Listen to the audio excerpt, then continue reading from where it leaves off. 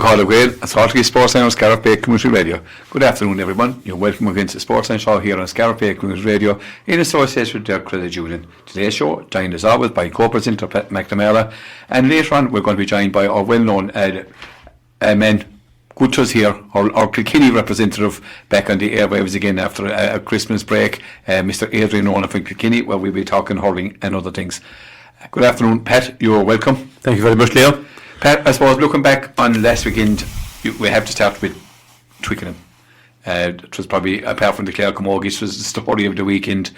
Going in as total underdogs and silencing Sweet Chariot. Yep, silence the Chariot. There's great memes going around the phones afterwards about the Chariot crashing and on fire and chariots, broken down chariots for sale and all this crack. But I don't know where it came from, Leo. I really don't. As it happens, I was listening on the phone as best I could to your dulcet tones coming from Mealy. And that's another story. And I happened to be watching it over in England, would you believe, in a kind of an Irish bar. But anyway, it was a mixture of fans there, and I can tell you there was only one set of eyes smiling and voices cheering. But you'd have to hand it to Farrell, I think.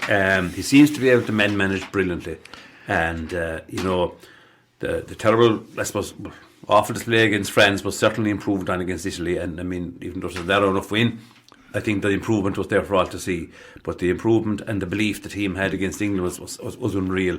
I think England may have taken Ireland a little bit for granted. And I know now that doesn't normally happen in elite sport, but I say in the back of their minds they were going to win the game, they were going to overpower us. But they hadn't bargained for, I think, the absolute spirit. And also, I think, the way the Irish set up and played, and even the team itself, James Logan off injured, Tommy Ryan came in as outstanding. So even circumstances kind of came around to favour. Tommy Ryan did some brilliant work after coming on, and we know what Lowe can do, but maybe he's slowing down. McCluskey then as well in the centre. I mean, not just his going forward, but to get back and tackle Smith the way he did. But I think at that stage the stuffing was knocked out of England, but it was unbelievable. And I suppose the number 10 the conundrum has been solved, I'd say, very much for this year anyway, and maybe for a long time to come. Crowley managed the game quite well. It wasn't that he was brilliant, but he was way more in control of the game than maybe Sam Prendergast. So unbelievable result and performance. And of course, Elliot, his partner, Gibson Park, who was absolutely out of this world. It's one of the first 10 out of 10s you'd nearly see, when they give, and I know you couldn't ignore some of those, you see them online, you see them in the Sunday newspapers or whatever after a game, 8, 6, 7, 8, 9 out of 10, etc. And it was a 10 out of 10 performance out of him. I mean, even the vision for the first try, he just tapped and go, and fair play to Byrne. Ty Byrne handed him straight away, and he was gone in seconds flat. He saw two forwards and he knew there was a gap there. But the rest of his game management, he's kicked through there later on in the game. I said, did he kick away the ball and try to just bounce short of the line and set up another score? So he was just showed he's world class. He's the second best one in the world to do punt, I think, and he showed it again. And it just goes to show you, you can write somebody off a week or two ago and they can come back and play a world-class game a week or two later. So we should be careful when we condemn people to the dustbin. And of course his position was under threat as well. He was left off the week before for Craig Casey, who unfortunately got a card for really no great fault of his own. He only been doing his job, standing up, and he paid the price. But Pat, looking at England, right, now they were all praised for their game that they have, but it is very one-dimensional, a kicking game. And I know you're talking about, say, the number 10 jersey, right? Yeah. But there's no doubt that when Farrell seen George Ford coming again, his eyes must have lit up, because this man has been around the block a fair few times, and he still hasn't nailed down the 10th position. And now it's all about George Ford up to last Saturday, and so they tore him to shreds. And poor George had a sinker. I mean, the two left-hand side penalties that he failed to get fine touch with were criminal at that level. And I mean, poor old George, I think he got 3 out of 10. And again, you can ignore these things a bit, but it's just a kind of a guideline of what happened in the game. But look at, for the playing numbers they have, it's amazing that England haven't got an outstanding youngish 10 under the age of 25 or 6 anyway. And I mean, I know we've struggled ourselves, but we have two lads who we think, Crowley and hopefully Prendergast, and there might be a third one coming in 3 or 4 years' time, Mr. Wood. Tom Wood did Played exactly wrong in the 20s, yeah. And quick man to that, best yeah. game of rugby I've seen in years was the under-20 game Ireland versus England. No, From yeah. start to finish, it was absolutely all action. And I didn't see it live because I was kind of a travelling boat. Having said that, I look back at the highlights, and certainly if the highlights are anything to go by, it must have been a brilliant game. But I think all the comments were that it was a brilliant game. And again, a little bit out of the blue for Ireland to play that well. But going back to the other game, it's amazing too that they say if your scrum has been pushed around or given away penalties, you can't win a game. And Ireland's scrum certainly isn't reliable, and yet we won the game. The line-out is very good. O'Connell has come up trumps though, hasn't he? I suppose he has, because the line-out was an issue for the last couple of years now. It has been an issue, and but I mean you'd expect that when Paul O'Connell gets a period of a block of time with a team, that he would, he has an awful lot to offer, and you'd imagine between the line-out calls and the jumpers and the numbers in and all the other throwing of it, of course, that he would be able to pinpoint that to the finest detail in his coaching, and it seems to be the case. But I mean, there's always great pleasure in beating England because of the numbers they have and the swinging of the chariot and singing all that will carry on. They go on with, and it's not that they're arrogant. Most of the players themselves are genuinely sound guys in interviews and all that. There's one or two there. There's a blonde-haired Mr. That number 8 that came on with the blonde hair. Pollock, he was a fish out of water the other day. He anyway, in fairness, was completely outplayed by Caelan Doris, and now he's going to be probably a serious player for England into the future. And look, there's probably English people who say, they could still win a World Cup, but I think mentally they were wrong the last day. But as you said, their game is kind of stagnant. It's based on it's a 10-man game really. It's a typical. Everyone chase it. It's a typical Leicester game that Bartwick or whatever he played with. But now the pressure is on him. Yeah, well, I mean, that's 2 terrible results for him against a team that were second favourites to France, and maybe equal favourites with France 4 or 5 weeks ago, and which justifiably so, because I mean the English clubs are very, very strong. They're going well. I mean they've massive choices in each position, and for a team that has. They can pick, extremely powerful lads up front, and they have great pace in the backs. But for some reason, English coaches, in general, at international level, don't seem to trust their backs at all. They want to let the forwards grind down the opposition and then score from close enough in and throw it around. But broken player on the middle of the field, England aren't a massive threat. They're the one team, they have the white jerseys, right? The white togs. They're normally the cleanest rugby players coming off after a match. There's hardly a speck on some of them. The ball doesn't go near them. You'd be a great advert for whatever detergent they're using, Leo. White and white. But you're kind of right, Unless maybe it's because pitches are drier and in better condition than they used to be. I remember teams coming off in the old days and you wouldn't know what colour the jersey was starting off, but certainly that's a good point you made against England. And to the unbelievables, there's no blood in the jerseys either, so they're not there. They're not covered in blood either. No blood or mud. So maybe there's a lesson there for Bartwick that he needs to bring that into the game. But look at some of the players who had been struggling, like the likes of Van der Fleer and Doris himself. Maybe hadn't been going that great. Tyke Burn rejuvenated. Burn at number 6 wasn't he number 6? He was. He's just an animal there. As we said, McCluskey could have been playing for Ireland for the last 7 or 8, 10 years. I know he was injured, period, but he wasn't injured other times. Now I know we had great centres, we had good 12s with Aki, and we had and he's back in the pen now as well for the next yeah. one. So from depression. Pity you hadn't Mike Madden, but we'll get him in next week maybe. From depression a couple of weeks back, things are looking way different, better. Triple Crown on the cards now, maybe. And particularly now, the Triple Crown on the cards. Wales gave Scotland a real fright. I was disappointed for Wales in the sense that, it would have been good for the rugby, the Six Nations competition, if they could sneak to win against Scotland. Because if they got their tails up, they have some really quality players and they play a good brand of rugby. They're not afraid to throw it around either. But anyway, Scotland dug it out. But and of course, French done the job against. And it wasn't that they were brilliant.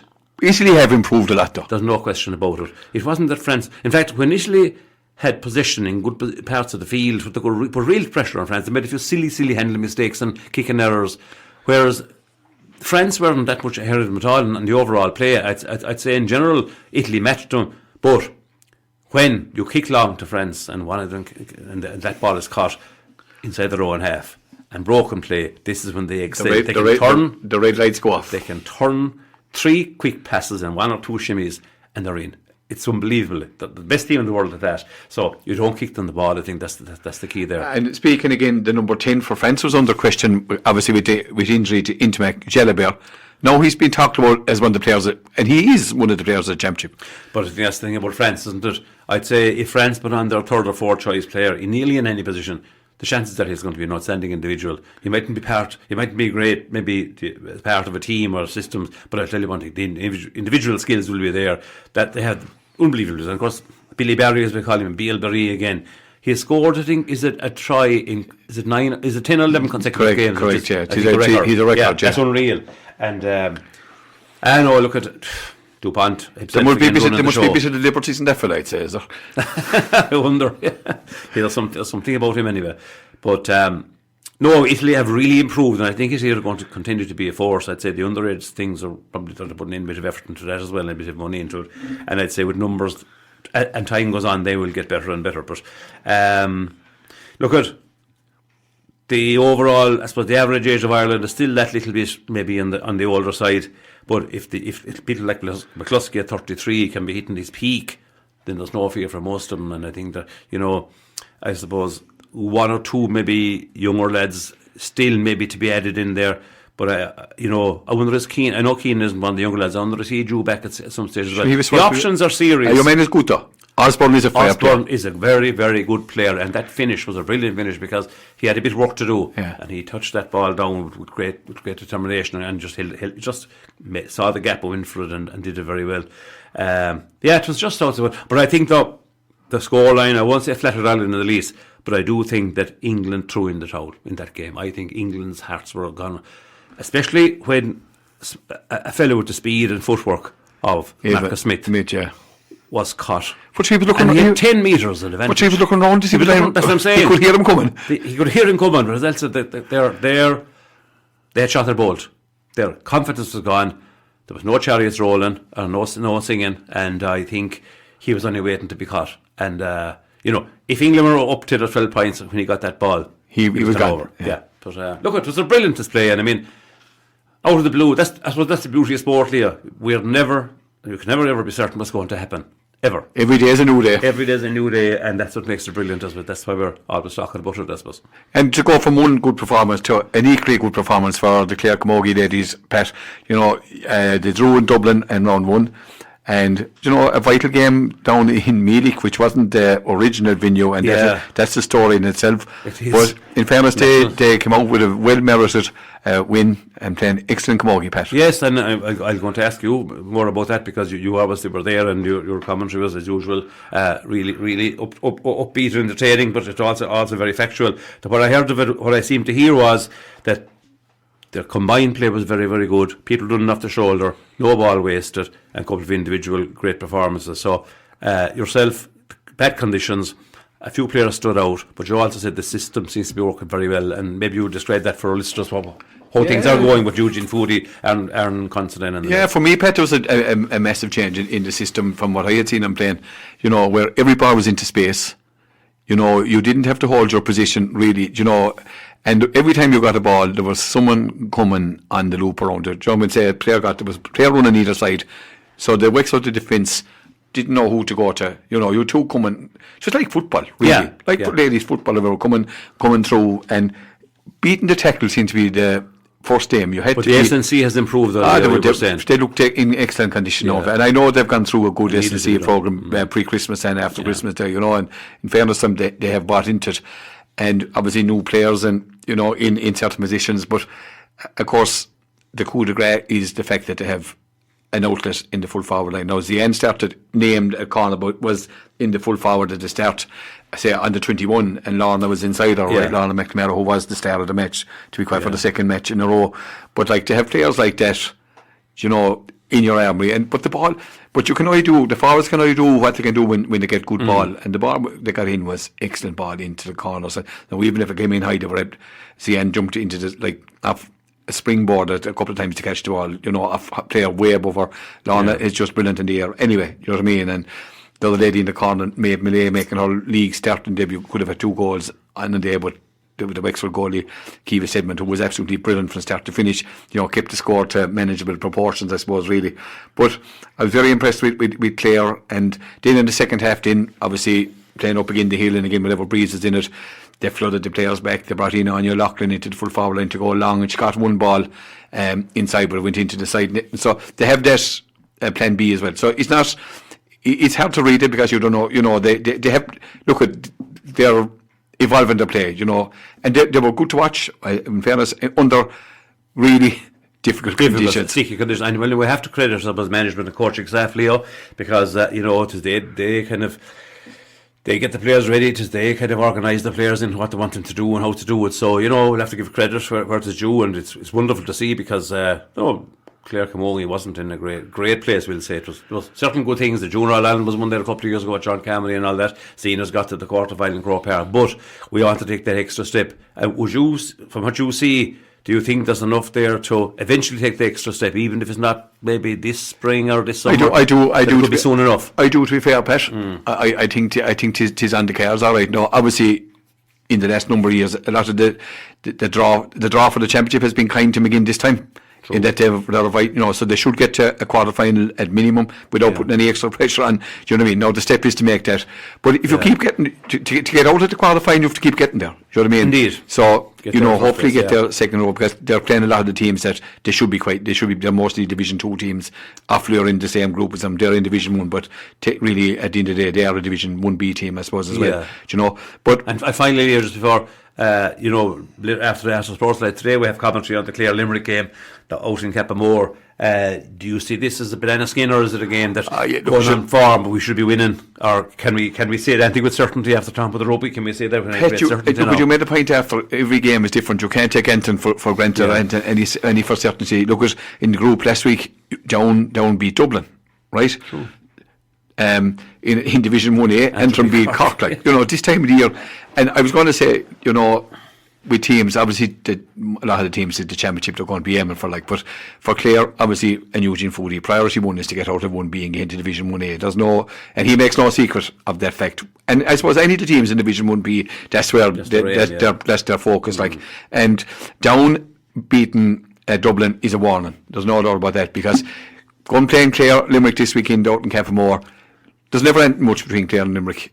Last year they had a draw in the championship, right? So there's going to be nothing between them. Out in Cappamore to be sticky out there as well, a breeze blowing down the field, Yeah. But for me, Limerick have full pine Scott, right? So they're going to fancy their chances as well. So we might be, it's like the rugby, you can't just go from what we could be saying something different. But for me, I would be quite hopeful of a Clare victory later on today. Yeah, well, we should have a lot to look forward to, and we'll have a live commentary on that. So look, it's all good, it's all progress, and I suppose that's all we asked for at this stage of early enough in the season. Still, obviously, our second game played, but I suppose a third win would be a really to be 2 wins and a draw, Pat. They drew, which is nearly like a victory above Dublin. Who was at the Dublin game commentating on it? I should have remembered it was a draw. One thing I have to say, Pat, about the conditions of the pitch, right?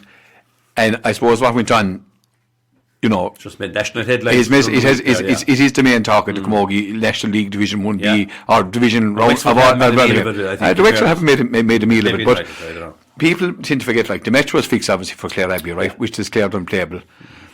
Wexford were offered the venue of the Astroturf, which they're quite entitled to turn down, which they actually did. Now they came to Mealich when I went into Mealich, and I looked in at the pitch, and I followed my match on before it, and I was saying, how in the name of God are they going to play Camogie here? Yeah. And I was told that the referee had passed the game fit to play. The other match wasn't even finished, and he had the pitch passed fit to play. But there was no other postponements anywhere of a Camogie match, as far as I know, at the weekend. So they're on a very tight schedule as well. Now there's no doubt about it. The pitch. And I think if the pitch, if it was a championship game, whatever, there'd be no match. No. But do you think then is I through to the story that other pitches kind of north or west Clare were offered to Wexford, but they thought they were being pulled a bit too far up, and maybe I can't comment that because I'm not sure, but I think the fact that there was no showers or whatever available, that's an issue in fairness. Was a problem, and that's there's no doubt about that. The girls are entitled to have the cup. And the rest of it. But you see, Mealich probably got short notice, and they had that other tournament match arranged. Mealich never refuse. In fairness to them, they've been there for all of us over the years when we needed them for different things. They will give you their pitch, and usually it's in good condition, and everything is A1 down there. When you can't get other pitches, maybe was this a step too far? Well, Clare have their 2 points in the league. From Clare point of view, it was right to play it. Yeah, and I think, to be honest now, I see it as Laura Dempsey, who's a daughter of the famous great Tom Dempsey. She's one of the players that commented on everything. Yeah. And in fairness to her, she was one of Wexford's better players on the day. And to find, and the last point on this, Pat, to me, if the conditions were drier last Saturday and was in a much better pitch, Clare would have beaten them 10 more points. Right? So I'm not too sure. I presume it's the showers, and maybe I hope it's either the showers and that there is where they have the issue. And again, in this day and age, playing the national game, representing your county, it is not good enough. No, because at that level, no. But look, at circumstances dictate what happened, and you can't control everything at the touch of it. At the top of a head either. Look, you could play a game in January and conditions could be perfect. You go towards late February and it can be awful. Yeah. You could have a game called off next May because of weather, waterlogged pitches. So but at the end of the day, I think, the funny thing is, I think Eugene Foodie would be quite happy that this pitch has taken the limelight off attention from the Clare performance. He'll know underneath that they were buying to leave, and quite rightly so. So I think it has deflected a bit of attention away at the pitch. And but obviously Limerick they won't be fooled by that. So good game later on in Cappamore, Pat. Yeah, look, lots to look forward to there, and we'll be all tuning in to hear the commentary on that one. So look at, as I said, best of luck to Clare in it, and look at another 2 points would be great down in Limerick. Exactly. And now we're going to be joined on the line as we go to talk hurling. We're going to be joined by, as I said, our representative from the Marble County of Kilkenny, Mr. Adrian Ronan. And as I said, we're now joined by Kilkenny man Adrian Ronan. Adrian, a long hiatus. You're welcome back to Scariff Community Radio. Good afternoon. All is good in Kilkenny, we think. You're avoiding. I suppose you're still alive, even though you're getting the brunt of the bad weather down there, I suppose. Sure, we're no different from a lot of the county, but we're no different. We've experienced rain for the last 6 weeks for sure, and like most people, we have enough of a lot of wet ground and unsuitable playing conditions, and a lot of people hoping for some fine weather. We got a few hours one Sunday there, and there was lads out in t-shirts and shorts for about 3 hours, but that was it. But at least one thing, it hasn't stopped the hurling going on, Adrian, and the National League is going ahead as normal. And what you're reading, what you're taking the league at the moment, Adrian? Sure. Again, I suppose, like most people, a lot of every team has different expectations, I suppose. It's interesting to see, the different teams when you go down through who wants more out of the league and who's probably showing their hand, and then a lot of teams had the overlap with the Fitzgibbon, and some teams have overlapped even with colleges games, but the Fitzgibbon has taken a lot of lads in the area around. That's over now. So look, I think you'll see a better pattern in the month of March. There's 2 or 3 games for most teams in the month of March, and I think most teams will be showing their hand a little bit more. More players will be back, and you'll see hopefully better conditions and something more suitable for better hurlings. It's hard to judge it in the last 6 weeks, as I said, with the different players that have been missing and with the weather conditions. But I think the pattern will start to develop, and we'll have a better idea by the end of March. I think the next 4 weeks will be interesting based on the amount of games that have to be played in the coming weeks. And I suppose, look, we'll start off, say, just with your own county down there, Kilkenny, and had a hard-fought 1-point victory over Waterford last Sunday, and maybe lucky to get it. What do you think? Kilkenny take every game serious, Adrian, as we know. But do you think really at the end of the day they're serious about the league?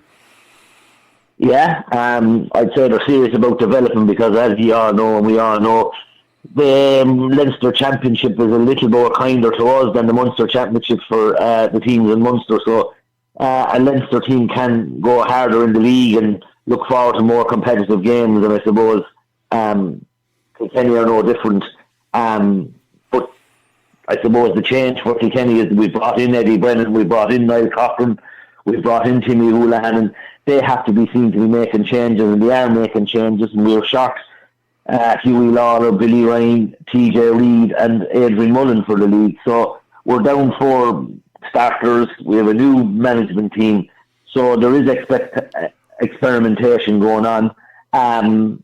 We've got what we would have expected in the first 3 games. We've beaten Offaly comfortably. We've hurled very well for a long time against Limerick in Limerick, but I suppose at the beginning of the year wouldn't have expected to win that game during the experiment stages. And we had a good 1-point win last weekend against Waterford. So, as I said, it's the next 3 games is where we're going to find out how good we are, how far we've come, and have we invested any new players, because we will be shocked. Lawler and Ryan there travelling, and TJ and Adrian Ronan won't be back for the league, so possibly, TJ might be back. So, yeah, the next 4 weeks we'll have to find 4 or 5 players, and there's a few lads putting their hands up in the last couple of weeks, but the test is the next month when we play Cork tomorrow in the park, and then we have, of course, Galway away and Tip 2 weeks later. So they're 3 great matches for the Kilkenny management and team to look forward to. And Adrian, speaking of Ryan and Lawler, obviously both are travelling. Lawler is in Australia. Is the expectation that they'll be back in time to maybe put in an appearance in the championship? There's mixed messages coming back for the genuine lad that knows his stuff, knows he's hurling. Neither are on the way back from what we can gather. Certainly, there's no way Billy Ryan is back. He's travelling for the year. Rumour is Hughie Lawler might, but again, I think people that are close to Hughie Lawler don't expect him to be back. So we're down those 2, and we're going ahead with the fact that we're without those 2 players. And of course, as we know, Mullen is injured and he won't be back until mid-championship. He won't be back until mid-May. So that's a long time off the field, 6 months without a decent game. And TJ we might see TJ in the next 2 or 3 weeks. But so yeah, as I said, that gives lads more opportunities. But at this moment in time, lads are doing reasonably well. But there's no one got 10 out of 10 the last few weeks yet. And Adrian, Pat here, good to have you back again. What's the general feeling about TJ and Kilkenny? I mean, around the country we'd be saying that maybe he's not obviously the TJ of old. No, there's very few players that ever would match him at his best years. But is it strange that Kilkenny are still kind of dependent on him or wanting him to come back, and the mobility wouldn't be what it was, and he's a lot of mileage up? Do you think there's a dependence on him getting back for Kilkenny, or how do people view it? Well, the general public, and I think most of the general public would, of course, take TJ back in a heartbeat straight away. We do seem to have an issue with a free taker. He's a 10 out of 10 free taker, full stop, if he never did anything else. But his game involves a lot more than just free taking. It is a concern that Kilkenny and a team might be dependent on a 38-year-old. But what you must remember, TJ is a full-time athlete. He owns his own gym, and that's his business all day, every day. He's the nearest you can get to a full-time athlete. He's not, shall we say, in college. He's not doing a 9 to 5. He's a part-time farmer and a full-time athlete. So that adds to his profile, I suppose. So, yeah, of course he can't be the man he was, but he still has a huge presence, and as we know, in the air and on the edge of the square, he still cause butter because he has a great hand on him. But it's very clear other players will have to lead, and they will have to lead, and I think you'll see a direct swap with Owen Cody going centre forward and TJ inside in the edge of the square, or in a corner of some sort, whatever style or whatever game plan they play. But no, to answer your question, general public in Kilkenny would be very welcome to TJ. He had a very good campaign with Shamrocks this year in the championship. Of course, they won the championship, and it was his turn to be captain. So, no, I think the general public, of course, they'd like more people to be putting their hands up, but there isn't, and there hasn't been in the last couple of weeks and months. And TJ is very welcome back when he's ready to come back. And Adrian, speaking, you go down to the other end of the field, and obviously Mikey Carey is the man that they're putting their faith in to mend the number 3 jersey in the absence of Lawler. What's the verdict there? I know he's new to the position. He's a big loss out the field, no doubt. But can he fill that 3 jersey?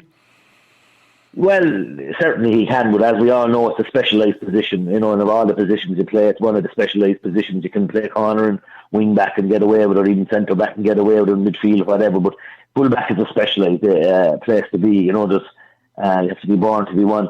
Mikey has played there with his club, has played there minor with Kilkenny, and has moved out of there over the last couple of years. He's an attacking type player.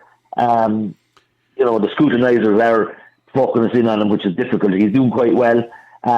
He's never going to be a Huey Lawler at this stage, because he's trying to replace one of the best fullbacks for Kilkenny, if not in the country, in the last 5-6 years. So that's always going to be under pressure for Mikey. Kilkenny did have a guy called Pádraig Moylan that they were grooming for that position over the last, I'd say, 6 or 7 months. He damaged his shoulder in a club game very near the end of the championship in September, in Kilkenny October, and again had a broken collarbone there just 2 weeks ago in training. So he's gone. So he was the obvious choice that everyone thought was going to get the chance, and given every chance. So I'd expect that Mikey now, barring a disaster, will be given every chance to be a solid position there and left there. And as I said, he's done quite well, but he leads. You know, Kilkenny, the spine has changed again. Dara Corkin has gone centre back. Richie Reid hasn't come back just yet. He's coming back into the end of the panel. It looks like we're going to have a new 3 and a 6, and probably a new number 1. So there's big changes going on in Kilkenny. 1, 3 and 6 could be all new players.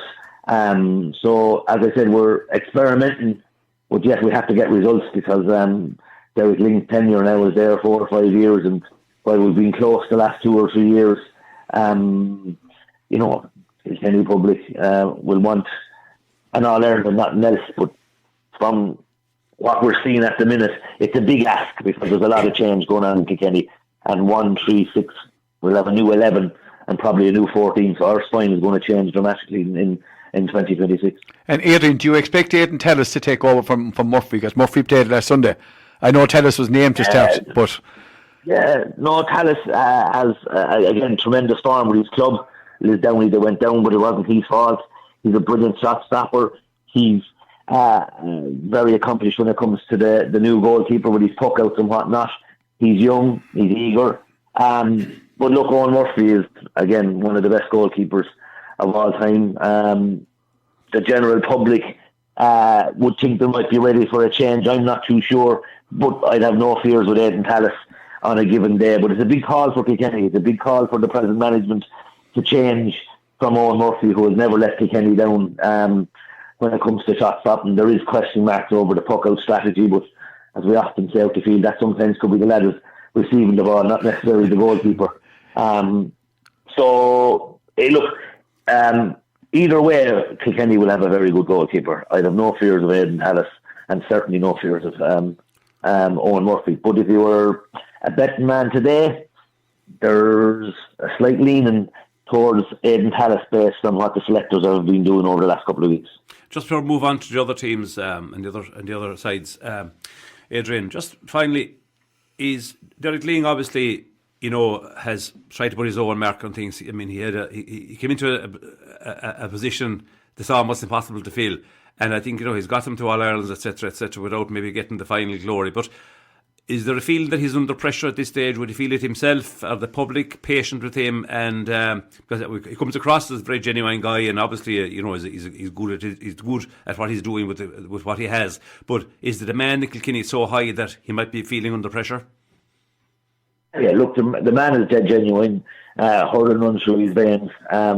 He has to make do with what he has. He's in huge hard look that he's lost, as I said, Billy Ryan, and in particular Huey Lawler, and he will want everybody at his disposal. And yes, he'd be foolish, and we'd all be foolish to think that there isn't whispers going on. I mean, they can't ignore the whispers, the local media, you know, the outside media. You know, you see Sunday Game and you see Ian Sheedy last weekend speaking about it. That's all true. There's no point saying any different. And does he feel the pressure? Of course he feels the pressure. But when you're going into that job, Derek Ling is no fool, or any manager. There's pressure to perform and pressure to become more prominent and lead the position in a better place than when you got it. And Derek Ling is under no illusions. And I would think from the changes that he's made and from the soundings of him, it's all or nothing for Derek Ling this year. And if it works out, brilliantly, and if it doesn't, it won't be from the want to train. But the man, he's 6 Leinsters in a row. Kilkenny have, beaten by the All-Ireland semi-finalists in the last 2 years, so, while second is not the best place to be, or third, whatever in case, but, it's a very good record, but it's nothing towards the record of the man he replaced, of course. Of course, and that's a record very hard to beat. Never be equal, maybe, yeah. Adrian, looking at the other teams, obviously a quick run through. Obviously, the main protagonists against yourselves in Leinster will be Galway. Although I suppose Wexford and Dublin will have something to say about that as well. Is the gap closing, Adrian? Dublin, I saw Dublin playing Clare in the league, and I was impressed. They probably should have got over the line on the day, but let a few scores go by. They'll be hard to beat in a few weeks' time as well. Look, a month ago, a lot of people locally would have said Kilkenny were still very strong, and Galway after last year and Dublin after last year and Wexford were moving further away from us. But in the last 3-4 weeks, it seems that Galway have got closer. It seems that Dublin are getting closer, and it seems that Wexford are coming back with a bounce with Liam Ryan back and the Rex backs and Simon Donoghue and these lads back. So, the surprising thing, as we know from last year, Dublin are so inconsistent. You just don't know. Just when you feel Dublin are going to perform, they let you down. But what it is noticeable with Dublin, they're possibly playing with 12, 13, 14 of their actual team. Yeah. They're hitting the league with a very good team. Can they keep that form up? Can they keep that consistency up? Of course, they'll be difficult to beat. We saw what they did last year to Limerick. So, but the one that surprised me is the improvement I see in Limerick or in Galway. Few positional changes. Gavin Lee going to the middle of the field.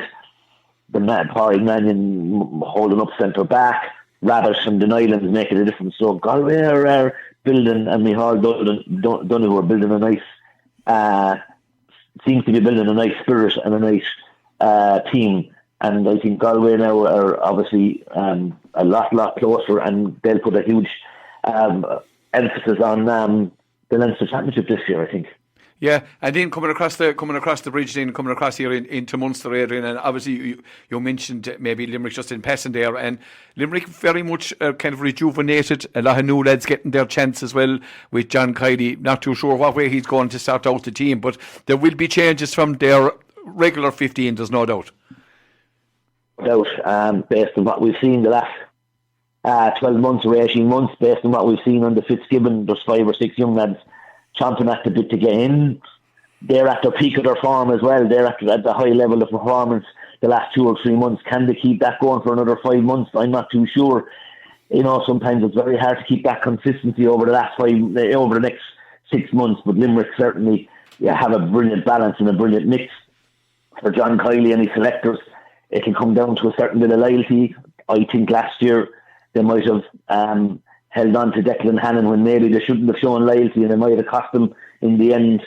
Hannon is a brilliant captain, but when the legs are struggling, it's hard to man that 6th position. But look, after what we've seen last weekend, you'd have to say Limerick are very much in the mix, and if those young lads can keep that pressure on them older lads and have that mix and that balance, then Limerick have a very good 22 or 3 players at the minute that suggest they're very much going to be in the conversation. We thought certainly they're back in the pack, but they're getting better as we know, and only get better as time goes on, possibly.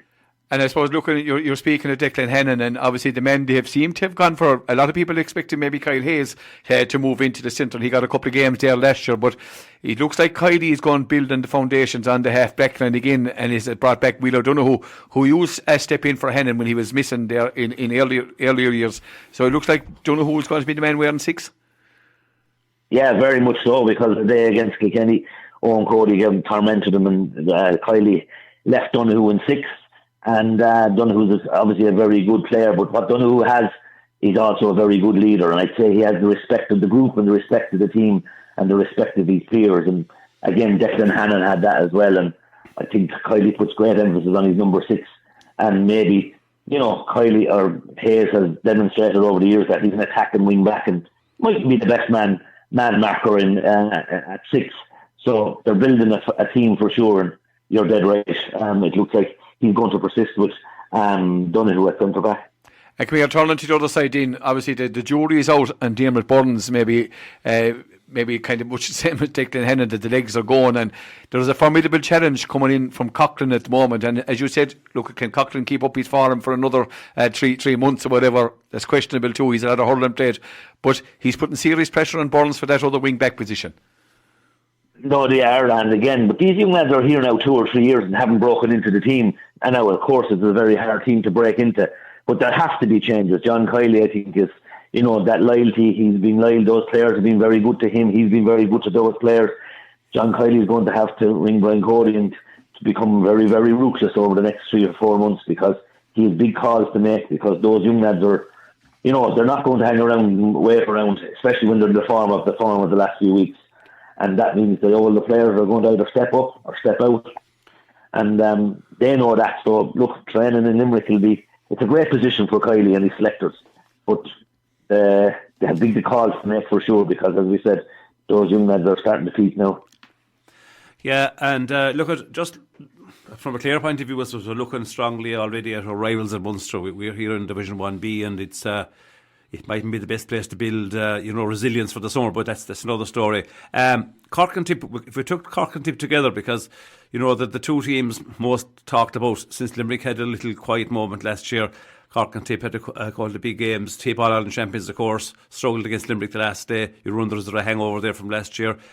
Cork, obviously, with the expectations of their 50,000 fans before they have, and Ben O'Connor there.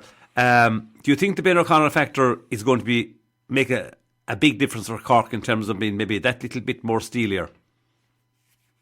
Well, he's certainly given all the messages that he's wants more steel, and he's advising all the media that he's bringing in steel, and there's mixed messages coming through it.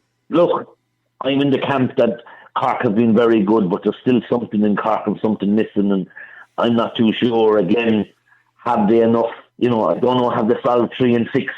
And I'm not even sure of 1 anymore. 1, 3 and 6 for me have let Cork down the last couple of years, and they need to solve that. And, they can have all the exciting forwards that they can have, and all these runners and Barrett and this new man Buckley and whatnot. But I think they have to solve 3 and 6, and I don't think they have it solved just yet. And if they do, then it puts them in a strong position. I'm not worried about Tip at the minute. I think Tip are coming back. They're a month or 2 behind in their training schedule. I think it's suiting me and Hal perfectly to struggle in these matches. That training will be obviously very interesting in Tip over the next couple of weeks, and they have us Kilkenny and Thurles mid-March, and that'll drive the Tipperary public mad, it'll drive the Kilkenny public match, and that, I'd say, a big game for them before they go into championship. So I think Liam Carr has identified some games that they'll want to win, and more that didn't and don't mind. And I think going forward, I don't think Liam Carr would have won anything or proved anything by beating Cork last weekend. And I certainly think, again, Limerick, there's only one time he beat Limerick and beat Cork, maybe he's in the championship, and he's done that in the past. So I think Tip's form is cute. I wouldn't be concerned about them. I think they'll come good. They can't all come good, because only 3 can come out, as we know. And I just think if Cork need to solve 3 and 6, and maybe 1 even, before they can be serious contenders for me. And speaking of 6, I'm turning to our own side of things here in the banner. I think we're all concerned here about Brian Lohan not having maybe a 6 nailed down. I mean, John Conlon at 36 or 7 after a bad finger injury has been reintroduced. Don't know if it's going that great. Diarmaid Ryan was trying there for a while. Another attacking wing back, maybe in the Kyle Hayes mode. It mightn't be at that level, but that's what he does for us. He goes forward and gets points. So it's not a great way, especially with Division 1B, when we probably could experiment. But from afar, looking on from Kilkenny, do you think John Conlon could have a future there yet again and defy all the odds? Or do you think that Brian Lohan should have nailed somebody else in by now? Well, again, I suppose in the heat of battle, Conlon has never let Clare down. But again, the age is coming against them. The injury is coming against them. But look, when you're talking about the modern hurler and the style of play, I hear the great Owen Kelly from Tipperary even talking about now a 6 and 11. It's not just like you're 6 and 11 years ago. the 11 seems to have the freedom of the park, and he goes off roaming and walking and talking, and he gets over 5 or 6 points, and the 6 clears every ball, and he looks the part as well. So again, it all depends what they want out of John Conlon. If he has to sit back and someone, minds the centre forward, then Conlon has the brain and has the ability to mop up. But I suppose looking in from where we are, you would think Clare would want something fresher for 6, because I think, again, I've always said it, I know the station I'm talking to, I think Clare have to be hurting from last year, and they're quietly getting efficiently building confidence down in 1B. I don't think it's any harm. What's the point hopping off each other in 1A there and showing your form? They're quietly getting about their business. 8 points got no one speaking about them. They're quietly getting on with their business. Yeah, someone will say they might be learning a whole lot, but Adrian Ronan is around long enough. They're learning plenty, and they know from last year. I think that the hurt of last year, it's a great tool to have in your bag. So I think there's a serious rebound coming in Clare, and I'm not sure who's going to be the victims, but the Munster Championship is however competitive it was the last couple of years, and Waterford are coming good with a few young lads as well, with like Shane Welsh and these boys. The Munster Championship, wow, lads. You have an awful lot to look forward to down there in the Munster Championship. Yeah, and speaking of Waterford, Adrian, we have Waterford in the first match in QC Park on the 21st of April, and that's going to be a real humdinger. And that, as you well know, with the Munster Championship, it's very unforgivable. And it is a match it's probably Clare are going to have to win. And as you said, Waterford are building nicely as well. Peter Queally, no slouch either, and the Ballygunner boys back in town. No, they haven't. As I said, they've unearthed a few lads. The likes of young Welsh there last week, Mark Fitzgerald, at fullback, he's been there a few years. But young Welsh and there's Charlie Trent, there's a few lads exciting enough. But fair to ye, and I think, if you go back in the history books, and Clare's record in Ennis is massive, and I think it's very difficult to catch Clare and Ennis. Okay, Limerick have done it once or twice over the last couple of years. But you have to win in your home matches, and as you said, that's a must-win for Clare. To try and get out of Munster, they have to be winning their home games. And yeah, you would imagine, looking in from where we are, we can afford to say this in Leinster, that you'd expect Clare to be coming out of that game and then giving them the confidence to go further and further. But again, I'm not hugely familiar with the draws in Munster and who's home and who's away, but Clare at home are always formidable, so I'd be disappointed if I thought Clare were going to get caught at home. Yeah, Clare have Waterford and Limerick at home, and Cork can tip away. If the first 2 games are at home, and then we have to travel to Simple Stadium and Park if we've respectively after that. So, as you said, we need to win our home games, definitely. Well, I would think so, and same in the National League here. I think, any of the games, in your home, you have to have the fortress in your own town and your home ground, and then on the bouncer when you're away, if you can pick up points. But look, I know there's an awful lot of talk and debate about the Munster and the Leinster Championship, but I think as a Leinster man, we have to be fair and honest and say that Munster Championship is a minefield, and talking about excitement and games to watch and games to go to and games to see. It's if you love hurling, which we do, well then the Munster Championship. What an enjoyable April and May you're going to have down there. We to be Hell's Kitchen anyway, doesn't know. But before we leave the National League, Adrian, before we leave our programme here today, obviously it's coming, as you said, it's going to be in March.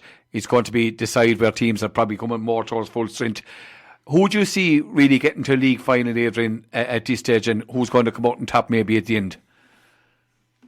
Yeah, well, I suppose based on what the form says at the minute, Limerick obviously have Offaly to play, and they have Cork at home and Galway at home. So I think Limerick have put themselves in a good, strong position and seem to have that desire, and by all accounts have 2 or 3 weeks of a break after the league final playing the Munster Championship. So Cork certainly want to win it. So in those 2 teams at the minute, you would think Cork and Limerick are in a very strong position.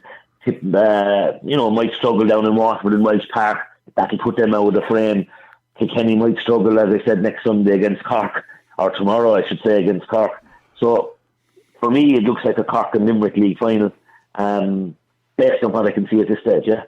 Yeah, and I suppose Cork going, great to say it, Cork going for back-to-back leagues. They won't like to hear that, but of course, obviously they've big crowd following them, and of course, look, as winning breeds confidence too. So you're saying Cork and Limerick with the spoils going to which side?